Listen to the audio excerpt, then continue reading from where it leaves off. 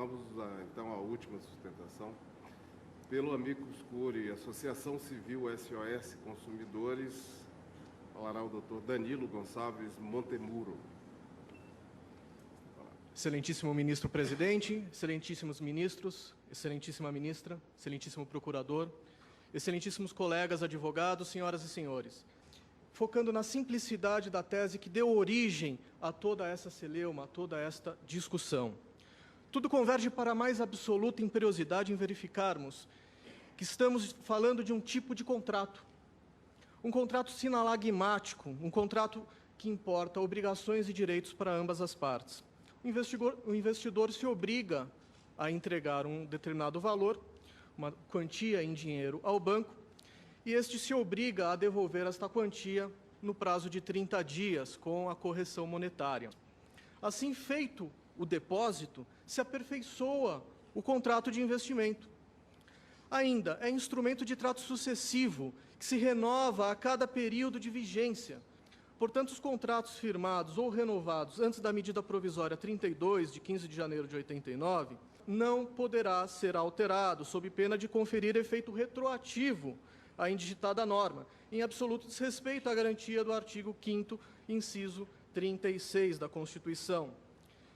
E isso se dá sem qualquer distinção entre lei de direito público ou privado, lei de ordem pública ou lei dispositiva. Me parece que toda essa discussão não existiria se a correção monetária se operasse no momento do contrato, no momento em que houvesse o investimento. Se nesse momento o banco já pagasse aos poupadores o índice de correção monetária, provavelmente nós não estaríamos aqui discutindo esta questão. Mas não, foi após 30 dias, o que dá a falsa impressão de que contrato se aperfeiçoa com o seu efeito futuro. Faço ainda, excelências, referência aos 303 julgados desta Corte, mencionados agora por meus antecessores, os quais denunciam o quão pacificada está a questão. E ainda cito decisão da lavra do excelentíssimo ministro Eros Grau, que pelo seu aspecto didático merece ser pronunciada, e peço vênia para isso. Definiu, abre aspas, ademais, a jurisprudência do STF, relativamente ao Plano Verão e Plano Bresser, fixou-se no sentido de reconhecer a depositantes em caderneta de poupança direito à correção monetária do saldo de suas contas pelo índice vigente no início do contrato. Nesse sentido, o ministro Moreira Alves, ministro Marco Aurélio, ministro Celso de Mello, ministro Sepúlveda Pertence e outros. Forçoso ainda, excelências, discorrer sobre a alegada segurança jurídica tão discutida neste plenário. Pois, ao contrário, me parece que a pretensão dos bancos é que pode gerar uma enorme insegurança jurídica, especialmente diante dessa indiscutível pacificação jurisprudencial. Ora, milhares de pessoas, milhares de poupadores ingressaram com seus pedidos de restituição, socorrendo-se da consolidação da jurisprudência, pelo qual tinham plena confiança. Subitamente passam a temer a improcedência de suas demandas. Ainda sobre o tema da segurança jurídica, sustentar que o pagamento da conta causaria quebra no sistema financeiro me parece uma alegação frágil. Se trafegarmos por esse campo e ousarmos admitir ainda a insegurança financeira causada por tais ações, suficientemente para ignorarmos o direito adquirido e a retroatividade da lei e tantos outros princípios, eu invoco o que o colega do Banco Central mencionou, como se invocássemos aqui na Corte o princípio da unidade constitucional.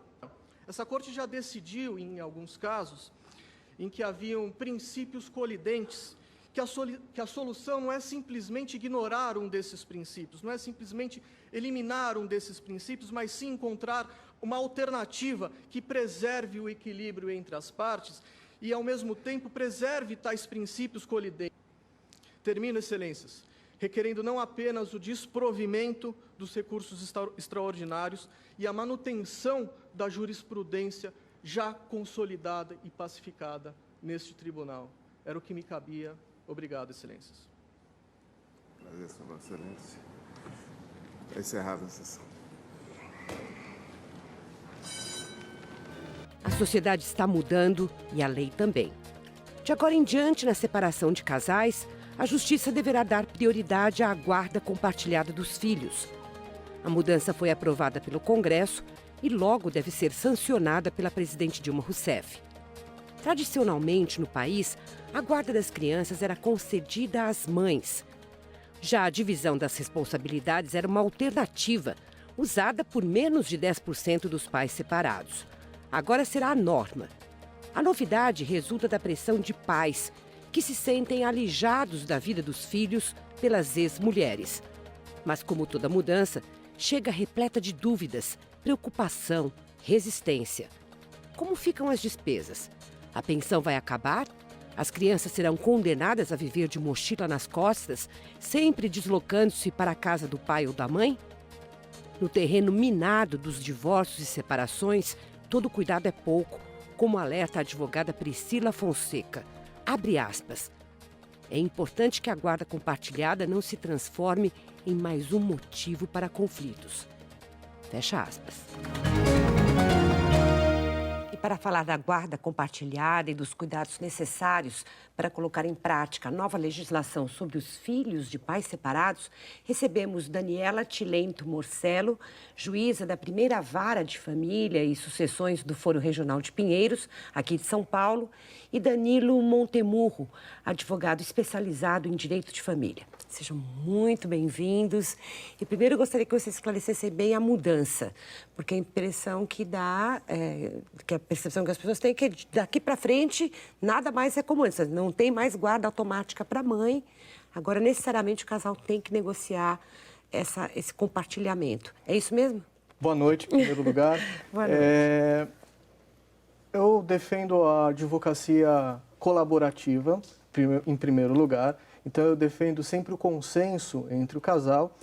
E, em segundo lugar, é muito importante que a gente defenda o interesse da criança. E o interesse da criança não é pela guarda unilateral. Então, aquela mãe que me buscando a guarda unilateral, que eu a defenda para que ela tenha a guarda, eu vou convencê-la ou vou tentar convencê-la de que ela deve preservar os interesses da criança, os interesses do filho em primeiro lugar. Então, os interesses do filho é a guarda unilateral. A convivência com o pai é muito importante. A convivência não... O interesse dos filhos é a guarda compartilhada. A guarda compartilhada, isso, desculpa. A guarda compartilhada é fundamental para as crianças. Então, esse é o interesse. Eu tento mostrar para a minha cliente, quando ela tem essa postura, que o interesse da criança deve prevalecer sobre qualquer outro. Mas quando chega na frente do juiz e não há acordo, agora, digamos, você se sente obrigada a dizer, não tem jeito, casal. Vamos encontrar um jeito de compartilhar essa guarda, porque não será mais só da mãe. Mônica, eu acho assim, todos os juízes e nós, operadores do direito, nós entendemos como um modelo ideal a guarda compartilhada, sem dúvida nenhuma. Mas os casos concretos apresentam particularidades que nem sempre permitem a adoção desse tipo de guarda. Mas como o juiz ele goza de um poder discricionário, ele pode, durante o processo, se valer de provas técnicas, pesquisas, trabalhos interdisciplinares, ele pode ter a convicção ou uma decisão mais contundente a favor ou não da guarda compartilhada. Porque nessa prova técnica vão ser entrevistados os pais, os menores, vai se verificar o perfil psicológico do pai, da mãe, se é adequado. Quer dizer, se um dos lados resistir, terá de ser procurado todo esse conjunto de profissionais para ajudar a decisão. Se um dos lados, por exemplo, resistir à guarda compartilhada, mas a prova dos autos for no sentido de que é possível a sua implementação, o juiz vai, sim, nesse caso, adotar a guarda compartilhada. Agora, se eventualmente os dados forem em sentido contrário, o caminho vai ser a guarda unilateral. Tudo vai depender das provas e dos elementos concretos colhidos ali. Essa era uma reivindicação dos pais? Foram os pais que quiseram, digamos, ter mais presença na vida dos filhos? Esse é sinal de uma mudança na forma com que as famílias se organizam hoje, ou os laços que se estabelecem entre pais e seus filhos diferente? Olha, Mônica, eu vejo essa mudança como um grande avanço na nossa sociedade. O direito, ele avança segundo a nossa sociedade, e é claro que num compasso diferente, porque existe um processo legislativo atrás disso. Este projeto-lei da guarda compartilhada, que a torna obrigatória, que a torna obrigatória não, mas que a torna como regra e não como exceção, porque até então a guarda compartilhada, a partir de 2008, como bem mencionou a doutora, ela passou a ser especial. A guarda compartilhada era melhor do que a guarda unilateral. Agora é regra. Agora não, a partir do momento da promulgação do projeto-lei, ela será regra. Então, isso gera uma série de benefícios, como frustra, por exemplo, a alienação parental, ela traz uma satisfação melhor especialmente para as crianças. É claro que houve aí uma influência forte dos pais com relação a este projeto, há uma pressão, uma campanha para que houvesse a promulgação. E vem do mundo inteiro, né? Ela vem acontecendo em várias partes do mundo. Na Inglaterra, nos Estados Unidos, na Alemanha, a guarda compartilhada já é compulsória, né? Em países latinos como Espanha, Portugal e Brasil é que havia certa resistência, sim. E essa resistência por parte das mulheres?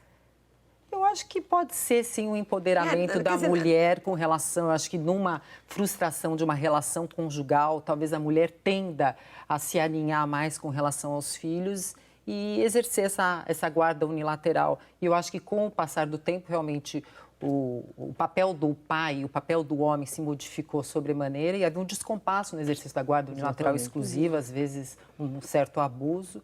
Isso veio de encontro, acho que, com o anseio da população. Talvez até por uma questão endêmica da própria mulher, porque uma criança, quando ela nasce, a proximidade com a mãe é muito maior do que a proximidade com o pai, e isso é natural.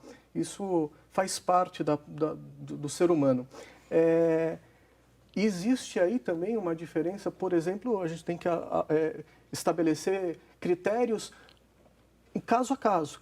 Cada caso é um caso. Então, por exemplo, uma criança recém-nascida, ela precisa muito mais da presença da mãe, ela precisa muito mais da proximidade da mãe do que com o pai. Talvez por esta razão, como a guarda normalmente é atribuída à mulher por este vínculo biológico, por esse vínculo natural, é que se tornou aí esta prática comum da guarda unilateral para a mulher. Mas do ponto de vista do direito, há umas mudanças de conceito, não é isso, no tratamento? Como, digamos, o poder de guarda fica sendo alterado por um direito dos pais, quer dizer, um dever. Eles têm o dever de cuidar desses filhos, eles têm o direito de verem, são os direitos iguais, não é? Ao contrário de o direito de ter a guarda como algo muito mais sagrado, um poder. Né? Exato, acho que é o poder estatal intervindo, sim, nas relações familiares, quando há um descompasso, um desequilíbrio nessas relações pai-filho ou marido-esposa. Eu acho que isso fica bem claro, principalmente no tema da guarda. No dia a dia da vara de família, você tem notado essa mudança na sensação, na percepção desses casais que se separam, de que tem que fazer um novo arranjo, porque aquele arranjo já não serve mais? Aquele fica com a mãe, visita de fim de semana alternados e pronto? Cada vez mais nós temos visto processo nesses 21 anos judicando em vara de família aqui em São Paulo, de pais querendo ser mais participativos, sim, na vida dos filhos, querendo visitá-los e, infelizmente, muitas vezes eles se deparam com alguns obstáculos criados pelas mães. E nós, no Foro Regional de Pinheiros, por exemplo, contamos com um setor de mediação excelente, setor de conciliação excelente, que nós tentamos resolver esse tipo de problema que muitas vezes passa por uma conversa, um diálogo entre eles e não tanto uma questão jurídica. Então, isso é muito importante, mas nós vemos, sim, um interesse cada vez maior de participação dos pais na vida dos filhos, um crescente número de pedidos de guarda compartilhada e nós, juízes, vamos nos adaptando, os advogados, os operadores do direito, com todas essas necessidades. Mas ainda é menos de 10%, diz o IBGE, que menos de 10% tem guarda partilhada, né? Compartilhada, exatamente. Não obstante, né? A inovação legislativa já desde 2008, os pedidos e as sentenças nesse sentido ainda são pequenas. As mulheres acharam que, de alguma maneira, isso serviria para diminuir as suas pensões, para elas receberem menos dinheiro para o gasto cotidiano, na medida em que o pai também vai buscar várias vezes, vai ter que oferecer refeições, portanto, isso diminuiria ali o rendimento dela no caso de pensão. Isso confere? Pode ser, Mônica, mas na prática a pensão não tem relação nenhuma com a guarda. A pensão ela é devida de acordo com um critério. Se houver a necessidade, criança tem a necessidade, ela vai receber. e quem tem a possibilidade vai pagar. Ambos, pai e mãe, são responsáveis pela subsistência da criança, por manter o padrão de vida daquela criança. Então, quem tem mais poder econômico paga mais, quem tem menos paga menos. Isso pode ser invertido do habitual que a gente está acostumado a ver, o homem paga a pensão, pode ser o contrário, a mulher pode pagar mais pensão do que o homem se ela tiver maior condição. Agora, não tem relação alguma a pensão com a questão da guarda, não é porque vai ter a guarda compartilhada de um casal já separado, ela vai se converter em guarda compartilhada num casal que já está se separando e vai ser atribuída a guarda compartilhada que um vai pagar menos pensão. Mas as mulheres ainda não aceitaram isso? Não, eu concordo com o doutor Danilo. Eu acho que na guarda compartilhada não há reflexo nenhum com relação à pensão alimentícia. Você vai tratar de maneira separada. A pensão alimentícia ela continua sendo devida na proporção, claro, das necessidades e possibilidades de cada uma das partes. E não haverá uma divisão por igual de despesas, porque não há possibilidade, muitas vezes, por igual entre os pais, né? Uma mãe que ganha menos ou um pai que ganha mais, não vai haver uma divisão equânime dessas despesas com relação aos filhos. Certo que poderá haver maiores períodos de convivência dos menores com o pai, mas eu acho que isso não implica necessariamente numa redução das despesas por conta do pagamento direto de alguns gastos, né? Mas, do ponto de vista da residência dessa criança, isso é muito importante. como é que isso vai ser resolvido? Ela vai ter 2 casas? Essa ideia de que a criança fica com aquela mochilinha para cima e para baixo, tem um guarda-roupinha na casa de um, tem guarda-roupinha na casa... Como seria... Onde ela mora? Como ela define? A minha casa é... Então, Mônica, a pergunta é muito oportuna, porque a guarda compartilhada como instituto, ela tem um domicílio fixo, ela enseja um domicílio fixo para a criança. Ou seja, um dos genitores, ele tem a guarda física, ele tem a custódia física do menor. É ali que o menor tem sua residência. E o outro vai ter períodos de convivência, assim até que a nova lei complementar estipulou, períodos de convivência com o outro genitor.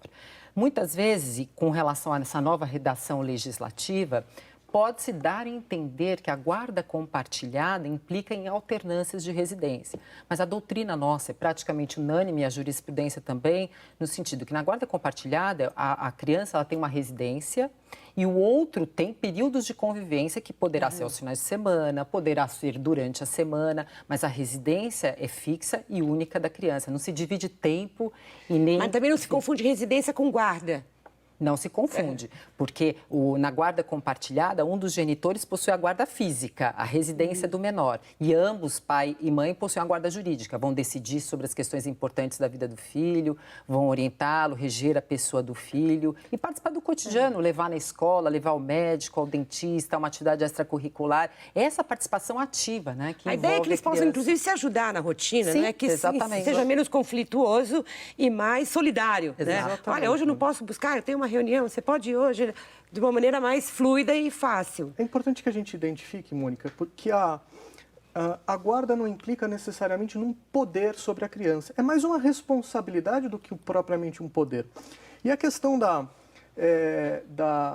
convivência com essa criança também não implica em alternar convivência com a guarda compartilhada. Não se alterna a convivência. É importante que a criança tenha a referência de um lar, a referência da sua residência, de onde ela mora. E isso não necessariamente quer dizer que ela vai um dia passar com a mãe, um dia passar com o pai, um dia passar com a mãe. Isso é extremamente prejudicial e indesejável para a criança. Agora, nessa relação, surgem vários problemas, não é? Vai tratar um problema de saúde assim ou assado? Vai estudar nessa escola ou naquela? Vai fazer 5 cursos fora do horário do colégio ou não vai fazer nenhum? Vai fazer esporte ou vai fazer música? Como resolver isso? É tudo decidido conjuntamente. A guarda compartilhada... E se não conseguem decidir? Se não conseguem decidir, a questão vai ser... Volta para o tribunal? Volta a um processo judicial onde o juiz que vai analisar cada uma das posições e definir o caminho a ser tomado. Mas o grande problema que pode surgir na guarda compartilhada, se não houver compreensão ou respeito entre os cônjuges, é justamente essas questões serem todas levadas ao Poder Judiciário. Escolha de escola, curso de línguas, viagem de férias. A cada impasse. Cada impasse um processo judicial. Isso que realmente é indesejável, né? Não é para isso que veio a guarda compartilhada. E no caso de, digamos, os que já estão separados hoje e que gostariam de progredir para esse regime da guarda compartilhada na medida que não conseguiram lá no primeiro acordo. Como eles fazem? É possível? Dá para reverter o acordo anterior, dizendo agora a lei me protege? Sim, é possível, tanto consensualmente, se o casal deseja essa alteração da guarda, como litigiosamente. Ele pode, o pai, especialmente o pai, se não tiver a guarda da criança e tiver com problema de convívio e até mesmo na própria educação, na própria disciplina da vida daquela criança, ele pode pleitear que a partir de agora seja a guarda compartilhada, o regime adotado para o... Então pode ter uma enxurrada de pode reaberturas, de processos de divórcio, de acordos de separação. Agora, com a promulgação da nova lei pela Presidente da República, eu acho bem provável que haja uma grande quantidade de novos pedidos. Seria uma modificação de guarda, de unilateral exclusiva para compartilhar. E esse interesse que um pai manifesta para você como juíza é o suficiente para dizer vale a pena reformar esse regime? Eu acho que sempre vale a pena, né? Porque o juiz ele sempre se norteia pelo melhor interesse dos menores. Se, no caso concreto, nós verificarmos, fim da instrução processual, que esse é o melhor caminho, ou seja, que atende o interesse dos filhos, a guarda compartilhada e não a unilateral, é perfeitamente possível se alterar. Agora, se os elementos que se colhem é no sentido contrário, ou seja, que a guarda, aquela guarda específica, no caso concreto unilateral, vem atendendo os interesses dos menores, ou que o pai não tem condições de desempenhar a guarda compartilhada, porque embora a lei diga que realmente ela tem que ser adotada, tudo passa sobre o crivo judicial, ou seja, tem que se verificar o perfil psicológico, a saúde mental, as condições, o ambiente do pai e da mãe, para ver se ambos podem realmente implementar aquela espécie de guarda. Agora, em que casos alguém pode perder essa guarda compartilhada, ou seja, haver uma reversão ao regime anterior ou um novo acordo, por descumprimento, quer dizer, o que seria o descumprimento da guarda compartilhada? E aproveito para perguntar para vocês, nosso Código Civil vem sofrendo várias alterações para acompanhar as mudanças da sociedade. O que falta ainda mudar? O que seria urgente para que, digamos, esses momentos ocorram da melhor maneira para todas as partes e no sentido de se chegar a uma situação mais feliz? O que vocês gostariam de ver alterado no Código Civil? Daqui a pouquinho, depois do intervalo.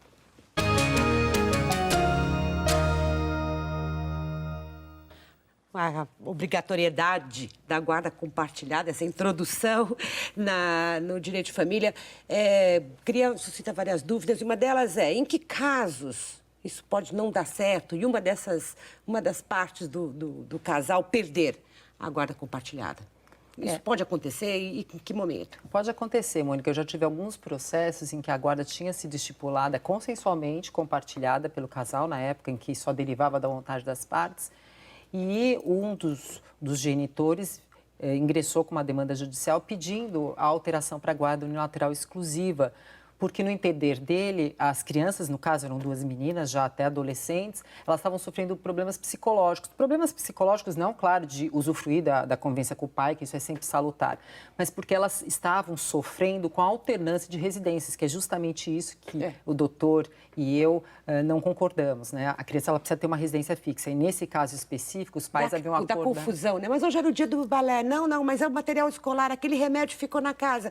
E aí eles começam a discutir, as crianças se sentem responsáveis. Exatamente isso. E nesse caso concreto, nós verificamos que havia um sofrimento psicológico. Até uma das meninas era adolescente, ela foi ouvida em juízo e ela exteriorizou. Ela disse, não está me atendendo mais, eu não aguento, eu tenho 2 casas, eu quero uma referência, eu deixo os livros da escola na casa do meu pai, daí eu tenho prova, eu não estudei, estou na casa da minha mãe. Então, nós notamos nesse caso concreto que realmente ela não vinha de encontro aos interesses do filho e ela acabou sendo alterada para unilateral. Olha, Mônica, é inviável essa alternância de lar. É absolutamente impraticável por todas essas razões. É importante a gente dividir essa questão da convivência de acordo com a idade da criança também. E suas rotinas. E suas rotinas, evidentemente. Assim, citando 2 exemplos absolutamente extremos, um bebê recém-nascido que precisa da presença da mãe praticamente tempo integral, que amamenta a cada 2, 3 horas, não pode pernoitar, evidentemente, na casa do pai. Agora, um adolescente na qual há o convívio harmônico entre os pais e o adolescente, ele pode simplesmente escolher, hoje eu vou dormir na casa do meu pai, amanhã eu vou dormir na casa da minha mãe, sem que haja problema. Agora, é importante que a gente tenha um foco também na peculiaridade específica de cada caso. E sempre no bom senso, coisa que normalmente falta no momento da separação, porque as pessoas estão magoadas, estão doloridas, estão vingativas, cada um com o seu sentimento. Mas para encerrar rapidamente, a gente vem assistindo várias mudanças no Código Civil. Eu pergunto, elas estão atendendo a busca da felicidade das pessoas? Precisa haver mais mudanças ainda para facilitar o seu trabalho na justiça, o seu no atendimento das pessoas? O que vocês acham? A interferência da legislação civil, especialmente no âmbito do direito de família e sucessões, é muito grande. O direito autônomo das pessoas, ela é muito prejudicado com relação a isso. Então, as pessoas elas têm pouco discernimento, pouca possibilidade de decidir sobre sua própria vida em razão da própria legislação. Então, eu acho preocupante você interferir ainda mais com relação a isso. É importante que a sociedade se manifeste, a sociedade apresente a sua vontade com relação as mudanças, como ocorre nessa questão da guarda compartilhada, a movimentação de pais foi importante, mas também é importante que a gente tenha muita cautela, muito cuidado com a interferência legislativa na vida privada. Eu concordo plenamente com o doutor Danilo, porque eu acho que no âmbito do direito de família, que tem sofrido imensas modificações nos últimos anos, o reconhecimento de direitos ele é muito importante. No entanto, eu acho que não pode haver um engessamento da legislação no que tange ao direito de família, porque as situações, as relações, elas são voláteis no âmbito do direito de família. As crianças crescem, as relações se modificam. Exatamente, há afetos, há multifamílias, ou seja, pai, padrasto, madrasta. Então, me preocupa bastante no exercício da judicatura em vara de família o excesso de legislação, o excesso de modificação legislativa.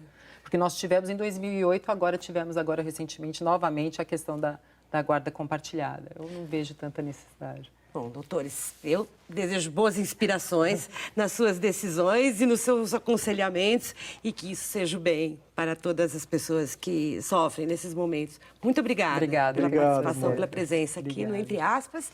Muito obrigada a você também que nos acompanhou. Para rever este e outros programas, acesse Globo News Play. O Entre Aspas volta na próxima terça-feira. Eu espero você. Até lá.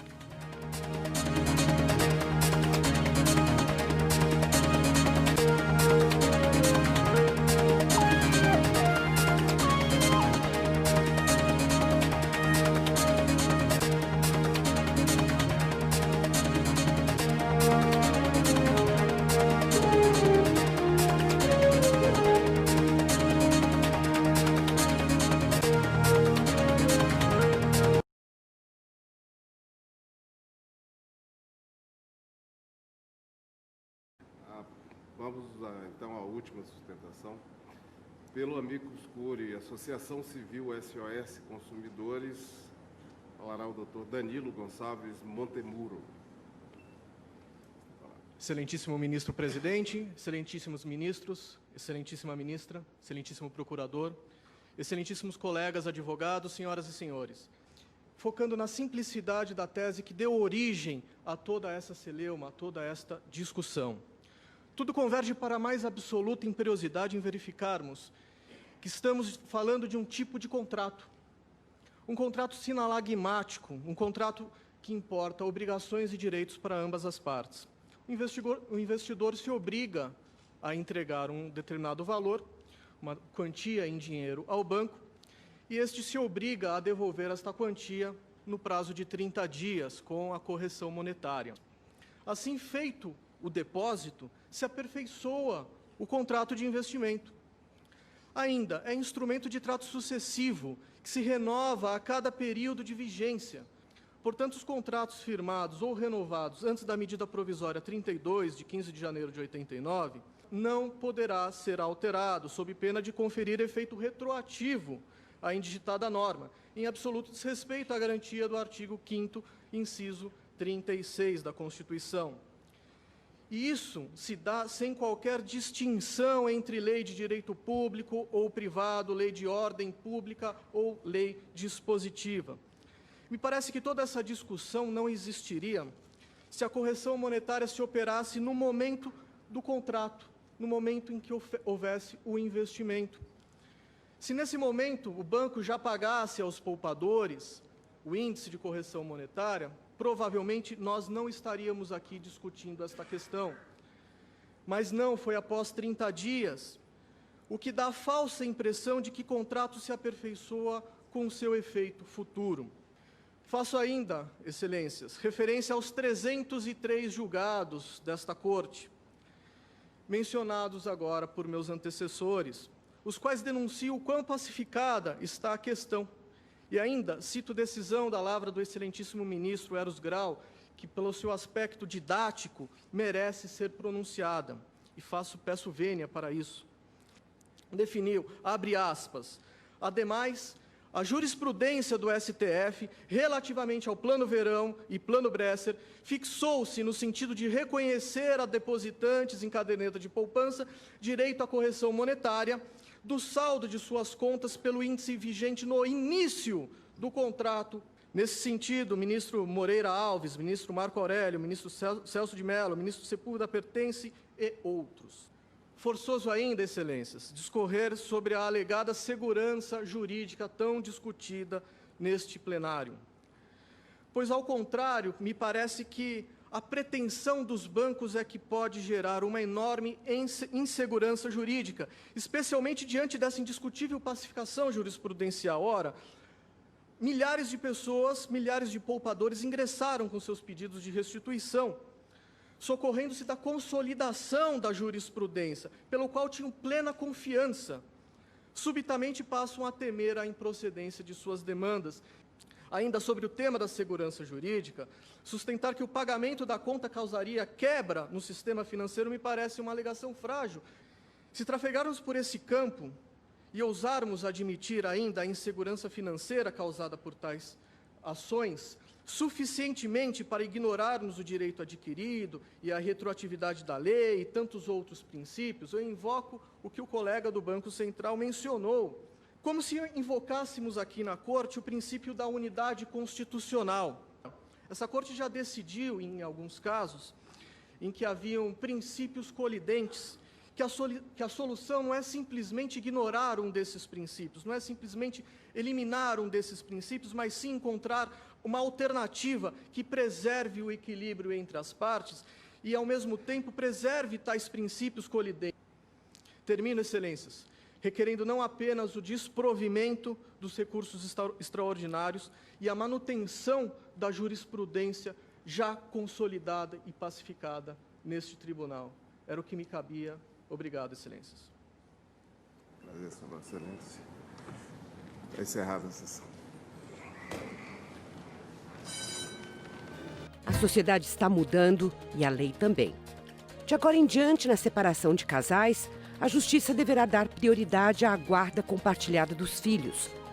A mudança foi aprovada pelo Congresso e logo deve ser sancionada pela presidente Dilma Rousseff. Tradicionalmente, no país, a guarda das crianças era concedida às mães. Já a divisão das responsabilidades era uma alternativa, usada por menos de 10% dos pais separados. Agora será a norma.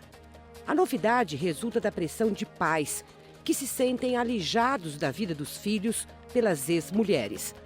Mas, como toda mudança, chega repleta de dúvidas, preocupação, resistência. Como ficam as despesas? A pensão vai acabar? As crianças serão condenadas a viver de mochila nas costas, sempre deslocando-se para a casa do pai ou da mãe? No terreno minado dos divórcios e separações, todo cuidado é pouco, como alerta a advogada Priscila Fonseca. Abre aspas. É importante que a guarda compartilhada não se transforme em mais um motivo para conflitos. Fecha aspas. E para falar da guarda compartilhada e dos cuidados necessários para colocar em prática a nova legislação sobre os filhos de pais separados, recebemos Daniela Tilento Morcello, juíza da primeira vara de família e sucessões do Foro Regional de Pinheiros, aqui de São Paulo, e Danilo Montemurro, advogado especializado em direito de família. Sejam muito bem-vindos. E primeiro eu gostaria que vocês esclarecessem bem a mudança, porque a impressão que dá, que a percepção que as pessoas têm é que daqui para frente nada mais é como antes. Não tem mais guarda automática para a mãe. Agora, necessariamente, o casal tem que negociar esse compartilhamento. É isso mesmo? Boa noite, em primeiro lugar. Boa noite.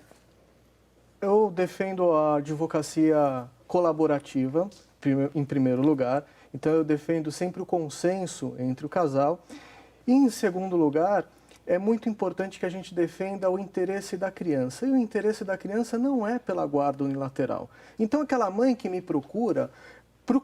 buscando a guarda unilateral, que eu a defenda para que ela tenha a guarda, eu vou convencê-la ou vou tentar convencê-la de que ela deve preservar os interesses da criança, os interesses do filho em primeiro lugar. Então, os interesses do filho é a guarda unilateral. A convivência com o pai é muito importante. A convivência não... O interesse dos filhos é a guarda compartilhada. A guarda compartilhada, isso, desculpa. A guarda compartilhada é fundamental para as crianças. Então, esse é o interesse. Eu tento mostrar para a minha cliente, quando ela tem essa postura, que o interesse da criança deve prevalecer sobre qualquer outro. Mas quando chega na frente do juiz e não há acordo, agora, digamos, você se sente obrigada a dizer, não tem jeito, casal. Vamos encontrar um jeito de compartilhar essa guarda, porque não será mais só da mãe. Mônica, eu acho assim, todos os juízes e nós, operadores do direito, nós entendemos como um modelo ideal a guarda compartilhada, sem dúvida nenhuma. Mas os casos concretos apresentam particularidades que nem sempre permitem a adoção desse tipo de guarda. Mas como o juiz ele goza de um poder discricionário, ele pode, durante o processo, se valer de provas técnicas, pesquisas, trabalhos interdisciplinares, ele pode ter a convicção ou uma decisão mais contundente a favor ou não da guarda compartilhada. Porque nessa prova técnica vão ser entrevistados os pais, os menores, vai se verificar o perfil psicológico do pai, da mãe, se é adequado. Quer dizer, se um dos lados resistir, terá de ser procurado todo esse conjunto de profissionais para ajudar a decisão. Se um dos lados, por exemplo, resistir à guarda compartilhada, mas a prova nos autos for no sentido de que é possível a sua implementação, o juiz vai, sim, nesse caso, adotar a guarda compartilhada. Agora, se eventualmente os dados forem em sentido contrário, o caminho vai ser a guarda unilateral. Tudo vai depender das provas e dos elementos concretos escolhidos ali. Essa era uma reivindicação dos pais? Foram os pais que quiseram, digamos, ter mais presença na vida dos filhos? Esse é sinal de uma mudança na forma com que as famílias se organizam hoje, ou os laços que se estabelecem entre pais e seus filhos diferente? Olha, Mônica, eu vejo essa mudança como um grande avanço na nossa sociedade. O direito, ele avança segundo a nossa sociedade, é claro que num compasso diferente, porque existe um processo legislativo atrás disso. Este projeto-lei da guarda compartilhada, que a torna obrigatória, mas que a torna como regra e não como exceção, porque até então a guarda compartilhada, a partir de 2008, como bem mencionou a doutora, ela passou a ser especial. A guarda compartilhada era melhor do que a guarda unilateral. Agora é regra. Agora não, a partir do momento da promulgação do projeto-lei, ela será regra. Então, isso gera uma série de benefícios, como frustra, por exemplo, a alienação parental, ela traz uma satisfação melhor especialmente para as crianças. É claro que houve aí uma influência forte dos pais com relação a este projeto, há uma pressão, uma campanha para que houvesse a promulgação. E vem do mundo inteiro, né? Ela vem acontecendo em várias partes do mundo. Na Inglaterra, nos Estados Unidos, na Alemanha, a guarda compartilhada já é compulsória, né? Em países latinos como Espanha, Portugal e Brasil é que havia certa resistência, sim. E essa resistência por parte das mulheres?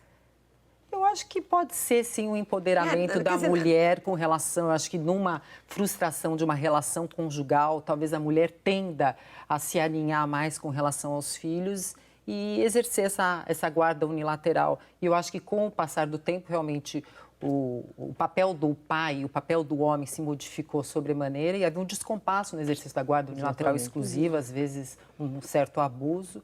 Isso veio de encontro, acho que, com o anseio da população. Talvez até por uma questão endêmica da própria mulher, porque uma criança, quando ela ela nasce, a proximidade com a mãe é muito maior do que a proximidade com o pai, e isso é natural, isso faz parte do ser humano. Existe aí também uma diferença, por exemplo, a gente tem que estabelecer critérios caso a caso, cada caso é um caso. Então, por exemplo, uma criança recém-nascida, ela precisa muito mais da presença da mãe, ela precisa muito mais da proximidade da mãe do que com o pai. Talvez por esta razão, como a guarda normalmente é atribuída à mulher por este vínculo biológico, por esse vínculo natural, é que se tornou aí esta prática comum da guarda unilateral para a mulher. Mas do ponto de vista do direito, há umas mudanças de conceito, não é isso, no tratamento? Como, digamos, o poder de guarda fica sendo alterado por um direito dos pais, quer dizer, um dever. Eles têm o dever de cuidar desses filhos, eles têm o direito de verem, são os direitos iguais, não é? Ao contrário o direito de ter a guarda como algo muito mais sagrado, um poder. Né? Exato, acho que é o poder estatal intervindo, sim, nas relações familiares, quando há um descompasso, um desequilíbrio nessas relações pai-filho ou marido-esposa. Eu acho que isso fica bem claro, principalmente no tema da guarda.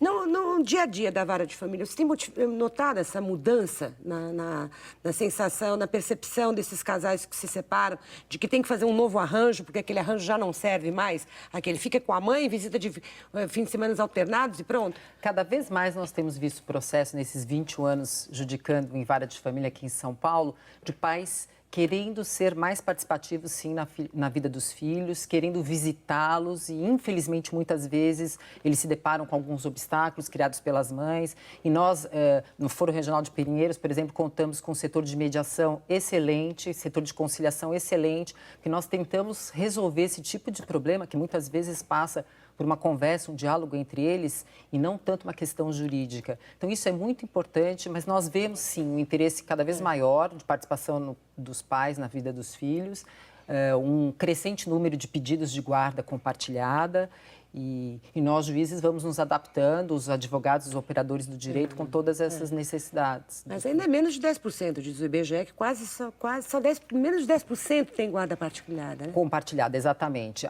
Não obstante a inovação legislativa já desde 2008, os pedidos e as sentenças nesse sentido ainda são pequenas. As mulheres acharam que, de alguma maneira, isso serviria para diminuir as suas pensões, para elas receberem menos dinheiro para o gasto cotidiano, na medida em que o pai também vai buscar várias vezes, vai ter que oferecer refeições, portanto, isso diminuiria ali o rendimento dela no caso de pensão. Isso confere? Pode ser, Mônica, mas na prática a pensão não tem relação nenhuma com a guarda. A pensão ela é devida de acordo com um critério. Se houver a necessidade, criança tem a necessidade, ela vai receber. E quem tem a possibilidade vai pagar. Ambos, pai e mãe, são responsáveis pela subsistência da criança, por manter o padrão de vida daquela criança. Então, quem tem mais poder econômico, paga mais. Quem tem menos, paga menos. Isso pode ser invertido do habitual que a gente está acostumado a ver. O homem paga a pensão. Pode ser o contrário. A mulher pode pagar mais pensão do que o homem se ela tiver maior condição. Agora, não tem relação alguma a pensão com a questão da guarda. Não é porque vai ter a guarda compartilhada de um casal já separado, ela vai se converter em guarda compartilhada num casal que já está se separando e vai ser atribuída a guarda compartilhada que um vai pagar menos pensão. Mas as mulheres ainda não aceitaram isso? Não, eu concordo com o doutor Danilo. Eu acho que na guarda compartilhada não há reflexo nenhum com relação à pensão alimentícia. Você vai tratar de maneira separada. A pensão alimentícia ela continua sendo devida na proporção, claro, das necessidades e possibilidades de cada uma das partes. E não haverá uma divisão por igual de despesas, porque não há possibilidade, muitas vezes, por igual entre os pais, né? Uma mãe que ganha menos ou um pai que ganha mais, não vai haver uma divisão equânime dessas despesas com relação aos filhos. Certo que poderá haver maiores períodos de convivência dos menores com o pai, mas eu acho que isso não implica necessariamente numa redução das despesas por conta do pagamento direto de alguns gastos. Né? Mas do ponto de vista da residência dessa criança, isso é muito importante. Como é que isso vai ser resolvido? Ela vai ter 2 casas. Essa ideia de que a criança fica com aquela mochilinha para cima e para baixo, tem um guarda-roupinha na casa de um, tem guarda-roupinha na casa. Como seria? Onde ela mora? Como ela define? minha casa é... Então, Mônica, a pergunta é muito oportuna, porque a guarda compartilhada como instituto, ela tem um domicílio fixo, ela enseja um domicílio fixo para a criança. Ou seja, um dos genitores, ele tem a guarda física, ele tem a custódia física do menor. É ali que o menor tem sua residência. E o outro vai ter períodos de convivência, assim até que a nova lei complementar estipulou, períodos de convivência com o outro genitor. Muitas vezes, e com relação a essa nova redação legislativa, pode-se dar a entender que a guarda compartilhada implica em alternâncias de residência. Mas a doutrina nossa é praticamente unânime, e a jurisprudência também, no sentido que na guarda compartilhada, a criança ela tem uma residência e o outro tem períodos de convivência que poderá ser aos finais de semana, poderá ser durante a semana, mas a residência é fixa e única da criança. Não se divide tempo e nem... Mas também não se confunde residência com guarda. Não se confunde, porque na guarda compartilhada, um dos genitores possui a guarda física, a residência do menor. E ambos, pai e mãe, possuem a guarda jurídica. Vão decidir sobre as questões importantes da vida do filho, vão orientá-lo, reger a pessoa do filho e participar do cotidiano, levar na escola, levar ao médico, ao dentista, a uma atividade extracurricular. Essa participação ativa, né? Que a ideia é que eles possam, inclusive, se ajudar na rotina, sim, né? Que exatamente. Seja menos conflituoso e mais solidário. Né? Olha, hoje eu não posso buscar, eu tenho uma reunião, você pode ir hoje de uma maneira mais fluida e fácil. É importante que a gente identifique, Mônica, porque a guarda não implica necessariamente num poder sobre a criança. É mais uma responsabilidade do que propriamente um poder. E a questão da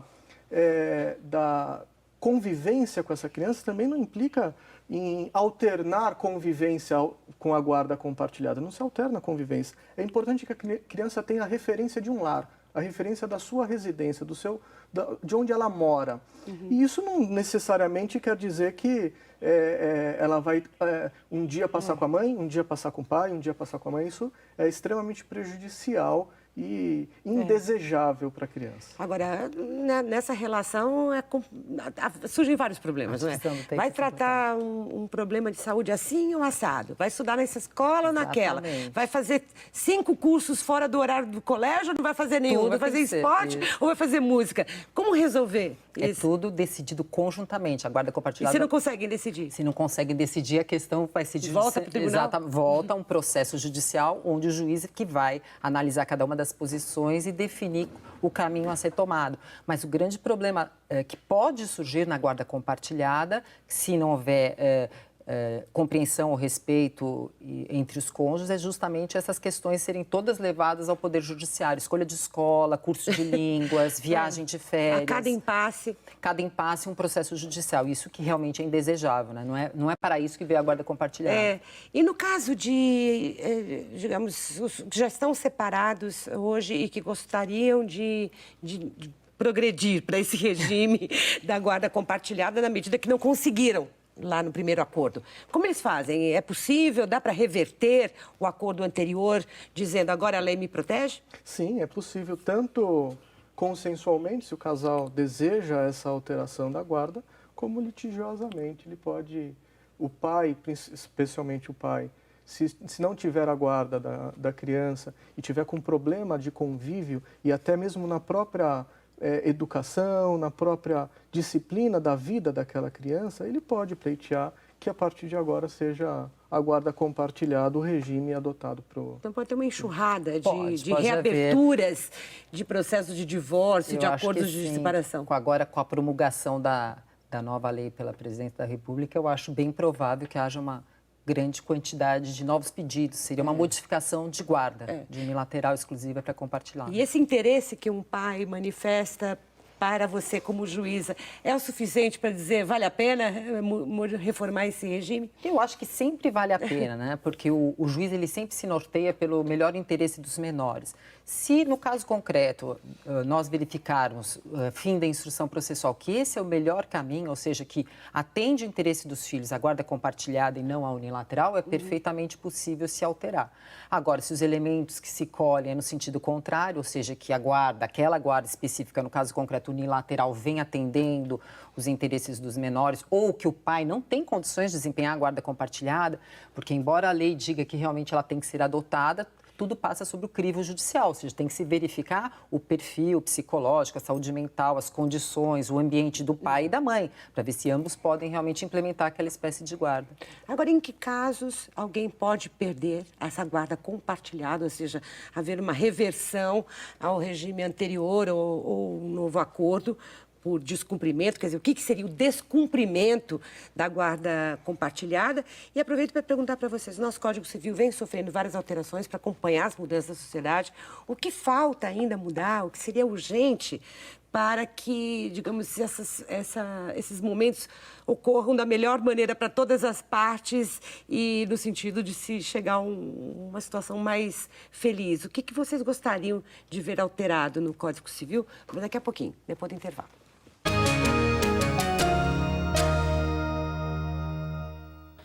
A obrigatoriedade da guarda compartilhada, essa introdução no direito de família, suscita várias dúvidas. E uma delas é, em que casos isso pode não dar certo e uma das partes do casal perder a guarda compartilhada? Isso pode acontecer e em que momento? Pode acontecer, Mônica. Eu já tive alguns processos em que a guarda tinha sido estipulada consensualmente, compartilhada pelo casal, na época em que só derivava da vontade das partes. E um dos genitores ingressou com uma demanda judicial pedindo a alteração para a guarda unilateral exclusiva, porque no entender dele, as crianças, no caso eram 2 meninas, já até adolescentes, elas estavam sofrendo problemas psicológicos. Problemas psicológicos não, claro, de usufruir da convivência com o pai, que isso é sempre salutar, mas porque elas estavam sofrendo com a alternância de residências, que é justamente isso que o doutor e eu não concordamos, né? A criança ela precisa ter uma residência fixa, e nesse caso específico, os pais haviam da confusão, né? Mas hoje era o dia do balé. Não, mas é o material escolar, aquele remédio ficou na casa. E aí eles começam a discutir, as crianças se sentem responsáveis. Exatamente isso. E nesse caso concreto, nós verificamos que havia um sofrimento psicológico. Até uma das meninas era adolescente, ela foi ouvida em juízo e ela exteriorizou. Ela disse, não está me atendendo mais, eu não aguento, eu tenho 2 casas, eu quero uma referência, eu deixo os livros da escola na casa do meu pai, daí eu tenho prova, eu não estudei, estou na casa da minha mãe. Então, nós notamos nesse caso concreto que realmente ela não vinha de encontro aos interesses do filho e ela acabou sendo alterada para unilateral. Olha, Mônica, é inviável essa alternância de lar. É absolutamente impraticável por todas essas razões. É importante a gente dividir essa questão da convivência de acordo com a idade da criança também. E suas rotinas. E suas rotinas, evidentemente. Assim, citando 2 exemplos absolutamente extremos, um bebê recém-nascido que precisa da presença da mãe praticamente tempo integral, que amamenta a cada 2, 3 horas, não pode pernoitar, evidentemente, na casa do pai. Agora, um adolescente na qual há o convívio harmônico entre os pais e o adolescente, ele pode simplesmente escolher, hoje eu vou dormir na casa do meu pai, amanhã eu vou dormir na casa da minha mãe, sem que haja problema. Agora, é importante que a gente tenha um foco também na peculiaridade específica de cada caso. E sempre no bom senso, coisa que normalmente falta no momento da separação, porque as pessoas estão magoadas, estão doloridas, estão vingativas, cada um com o seu sentimento. Mas, para encerrar rapidamente, a gente vem assistindo várias mudanças no Código Civil. Eu pergunto, elas estão atendendo a busca da felicidade das pessoas?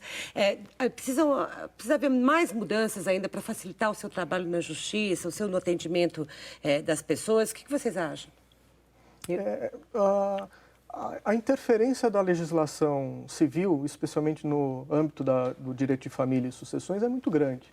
O direito autônomo das pessoas, ela é muito prejudicado com relação a isso. Então, as pessoas elas têm pouco discernimento, pouca possibilidade de decidir sobre sua própria vida em razão da própria legislação. Então, eu acho preocupante você interferir ainda mais com relação a isso. É importante que a sociedade se manifeste, a sociedade apresente a sua vontade com relação as mudanças, como ocorre nessa questão da guarda compartilhada, a movimentação de pais foi importante, mas também é importante que a gente tenha muita cautela, muito cuidado com a interferência legislativa na vida privada. Eu concordo plenamente com o doutor Danilo, porque eu acho que no âmbito do direito de família, que tem sofrido imensas modificações nos últimos anos, o reconhecimento de direitos ele é muito importante. No entanto, eu acho que não pode haver um engessamento da legislação no que tange ao direito de família, porque as situações, as relações, elas são voláteis no âmbito do direito de família. As crianças crescem, as relações se São modificam. singulares as situações, Exatamente, há afetos, há multifamílias, ou seja, pai, padrasto, madrasta. Então, me preocupa bastante no exercício da judicatura em vara de família o excesso de legislação, o excesso de modificação legislativa. Porque nós tivemos em 2008, tivemos recentemente, novamente, a questão da guarda compartilhada. Eu não vejo tanta necessidade. Bom, doutores, eu desejo boas inspirações nas suas decisões e nos seus aconselhamentos e que isso seja o bem para todas as pessoas que sofrem nesses momentos. Muito obrigada, Obrigada. pela participação, Maria. pela presença aqui no Entre Aspas. Muito obrigada a você também que nos acompanhou. Para rever este e outros programas, acesse Globo News Play. O Entre Aspas volta na próxima terça-feira. Eu espero você. Até lá.